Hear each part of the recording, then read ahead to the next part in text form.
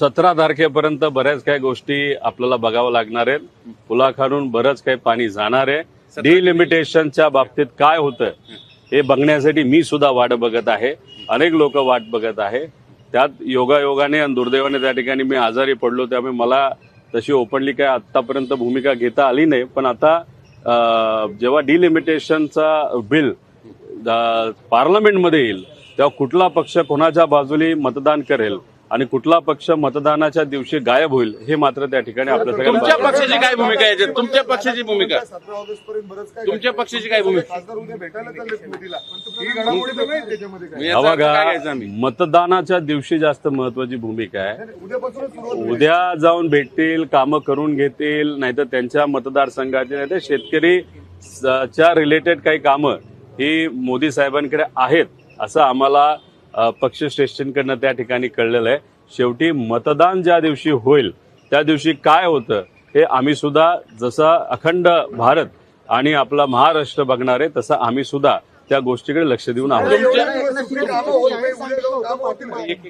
आतापर्यंत तुमच्या खासदारांची कामं होत नाही, उद्या एक दिवस मोदींना भेटल्यानंतर कामं होतील का? आता शेवटी वेळ मिळत नसतो. नाही हा बघा, या स्टेटमेंट मध्ये एक वेगळं पण दिसतंय, म्हणजे चर्चा अशी सुद्धा आहे की जे अचानक भेटणे याच्या मागे दुसरं काहीतरी स्वॅप होणार का? स्वॅप होणार का? राष्ट्रवादी स्वॅप होणार का? एक जण सत्तेत जाणार, दुसरा बाहेर पडणार, त्याला स्वॅपिंग म्हणतात. पॉलिटिकल स्वॅपिंग होणार का? मुख्यमंत्र्यांना वेळ मागितल्यानंतर लगेचच वेळ मिळते असं नसतं. 10 दिवसाली वेळ मिळते, 15 दिवसाली वेळ मिळते. पंतप्रधानाला वेळ मागितल्यानंतर किती दिवसात मिळते मला माहित आहे. मुद्दा असा आहे, त्यामुळे मतदान ज्या दिवशी होईल त्या दिवशी आपल्या सगळ्यांना कळेल कोण कुठल्या बाजूला आहे. तुमची पक्षाची भूमिका काय? कारण तुम्ही जाहीर केलेलं आहे, जर माझा पक्ष सत्तेसोबत गेला तर मला वेगळा विचार करावा लागेल. तुम्ही बोलताय रोहित पवारशी बोलताय. रोहित पवारने आजपर्यंत जी भूमिका घेतली ती स्पष्टपणे घेतलेली भूमिका. कधीही न बदलणारा जर कुठला व्यक्ती असेल तर तो मी आहे. त्यामुळे माझ्या भूमिकेबद्दल कोणाला काही प्रश्न असतील अजिबात त्या बाबतीत तुम्ही कानावर आले काय तरी तुमच्या पक्षात विश्वास आहे का तुम्हाला? आहे ना आमचा कुठे गेलता? सोडून गेले कुठले पवार साहेबांना तुम्हाला? कुठले आता गेले ना दादांसोबत निघून सगळे आमदार. कोण गेले? त्यांच्यावर विश्वास होता, त्यांच्यावर विश्वास कसा? जमाना झाला आता त्याला. त्यानंतर विधानसभेचं इलेक्शन झालं. आताच झालं याच विधानसभेचं इलेक्शन झालं का नाही झालं? विधानसभेचं इलेक्शन दादांच्या मार्गदर्शनाखाली त्यांचं झालं, इकडे पवार साहेबांच्या मार्गदर्शनाखाली झालं. जुन्या गोष्टी काढून आता काय चाललंय याच्यावर परिणाम थेट होत नसतो. मुद्द्यावर तुमची काय इच्छा आहे? तुमच्या पक्षाच्या खासदारांनी त्या बिलाच्या विरोधात मतदान करावं की बाजूने मतदान करावं की गैरहजर राहावं? कारण इच्छापेक्षा माझा विश्वास आहे की आमचे सर्व खासदार 8 खासदार डिलिमिटेशनच्या विरोधात त्या ठिकाणी मतदान करतील. कोणी अनुपस्थित राहणार नाही. उपस्थित राहून डिलिमिटेशनच्या विरोधात मतदान करतील. 50% असू नाहीतर काही वेगळं असू. कारण डिलिमिटेशन हे फक्त नाव आहे. जसे वॉर्ड फोडले जातात, प्रभाग फोडले जातात, तसंच लोकसभा मतदारसंघ आणि विधानसभा मतदारसंघ भाजपने 2016 पासून त्याच्यावर काम केलेलं आहे. 2011ला जे अधिकारी डिलिमिटेशन मध्ये इन्व्हॉल्ड होते त्यांना आता त्यांनी पगारावर घेतलेला आहे. आणि उद्या जाऊन जसे वॉर्ड फोडले, जसे जर लोकसभा आणि विधानसभा फोडायला लागले तर मग मात्र त्या ठिकाणी लोकशाही या देशामध्ये राहील असं आम्हाला वाटत नाही. एवढं करून तुमच्या खासदारांनी समजा ऐनवेळी जसं मोदींनाच भेटायला चालले, काही सेटलमेंट झाली, मग पुढे काय? कदाचित मोदी साहेबांना जाऊन हे सांगण्यासाठी जात असतील की डिलिमिटेशन करू नका. सत्यजित तांबे तिथं आंदोलन करतायत, पोलिसांनी त्यांना ताब्यात घेतलेलं आहे. Mumbai Pune high speed Pune Nashik high speed railway Amol Kolhe देखील त्या ठिकाणी पोहोचलेले आहेत. कशा पद्धतीने, म्हणजे सत्ताधारी पक्षातच आहेत ते सुद्धा आता, अशा पद्धतीने नाही, एक चांगली गोष्ट आहे की त्यांनी आंदोलन करण्याची भूमिका तिथे घेतली, लोकांच्या बाजूने घेतली, सरकारच्या विरोधात घेतली. आता स्पष्ट त्यांची भूमिका तिथे दिसलेली आहे. जे काही आंदोलन तिथे सुरू आहे रेल्वेसाठी, त्याला आमच्या सगळ्यांचा पाठिंबा आहे. डॉक्टर अमोल कोल्हे तिथं आहेतच.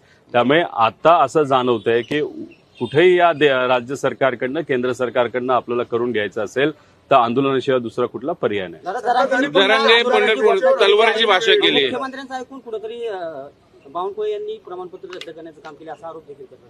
ते सामाजिक कार्यकर्ते आहेत. आजपर्यंत त्यांनी आंदोलन जे केलेलं आहे त्यांनी स्वतःच्या इच्छेने व लोकांच्या पाठिंब्याने तिथं केलेलं आहे. याच्या पुढचंही आंदोलन त्यांचं तसंच असणार आहे. काय भूमिका घेतात, कसं घेतात हे आपल्याला त्या ठिकाणी बघावं लागेल. पण आज जे काही आपला लढा लढायचा आहे, ते शिक्षणासाठी आणि रोजगारासाठी येत्या काळामध्ये मोठ्या प्रमाणात लढावं लागेल. त्यांच्यामुळे सामाजिक तेढ निर्माण होते, पुन्हा ओबीसी मराठा समोर येत आहे. प्रमाणपत्र बरेचसे बोगस निघालेले आहेत, राजकीय लोकांची तर अवैध ठरवलेली आहेत. आता विद्यार्थ्यांवर तो मोर्चा येण्याची शक्यता आहे. त्या संदर्भात तुमची भूमिका काय?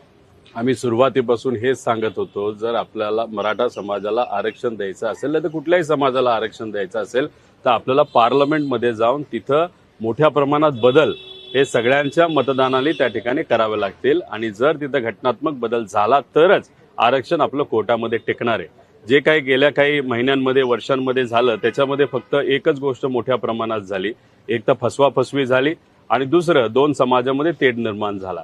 आणि दोन समाजामध्ये इतका तेढ निर्माण झाला, त्याचा राजकीय फायदा जर कोणी घेतला असेल तर फक्त आणि फक्त भाजपने घेतला.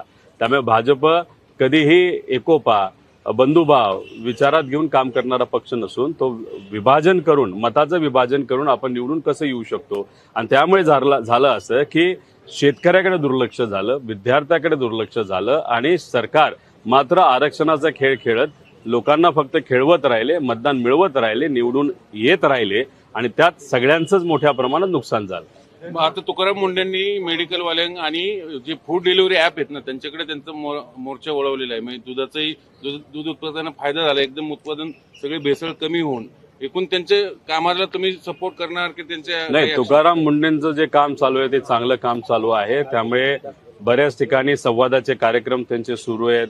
मीडियामध्ये जर आपण बघितलं तर त्यांचे वेगवेगळे इंटरव्ह्यूज तिथं सुरू आहेत. फक्त मला प्रश्न एकच पडतो की एकच अधिकारी असा आहे की जो चांगलं काम करू शकतो, बाकी अधिकारी काय करतात. आणि सरकारला जर असं वाटत असेल एका अधिकाऱ्याला प्रमोट करून की बाकीच्या विभागामध्ये जे काय सरकार कमी पडतंय त्याच्यावर पडदा टाकला जाईल, हे तिथं चुकीचं आहे. त्यामुळे आम्हाला जे जाणवतंय, सहसा मुख्यमंत्री असतील ना तर कुठलाही नेता, एखादा अधिकारी जर खूपच पुढे चालला असेल तर तिथं त्याला थांबवलं जातं. पण इथं ते थांबवलं जात नाही. त्याचं कारण असं आहे की सरकारच हे सगळं करतंय असं सरकारला कुठेतरी वाटतंय, पण लोकांना कळलंय की हे सरकार करत नाही, हे प्रशासन करतंय. त्यामुळे जर सरकारला असं वाटत असेल एका प्रशासकीय अधिकाऱ्याला पुढे करून आपल्या बाकी विभागामध्ये जे काय आपण खराब काम करत आहोत त्याच्यावर पडदा टाकू शकतो, असं नाही. सरकारमध्ये इतर विभागामध्ये सुद्धा काही ठराविक ठिकाणी चांगलं काम चालू आहे, बहुतांश ठिकाणी फार खराब काम चालू आहे. त्यामुळे आम्ही त्या विषयाकडे पण लक्ष देऊन काम करणार आहोत. आहे झाला प्रश्न फक्त आपल्या तुकाराम मुंडेंचा, त्यांचं काम चांगलं आहे. थँक्यू.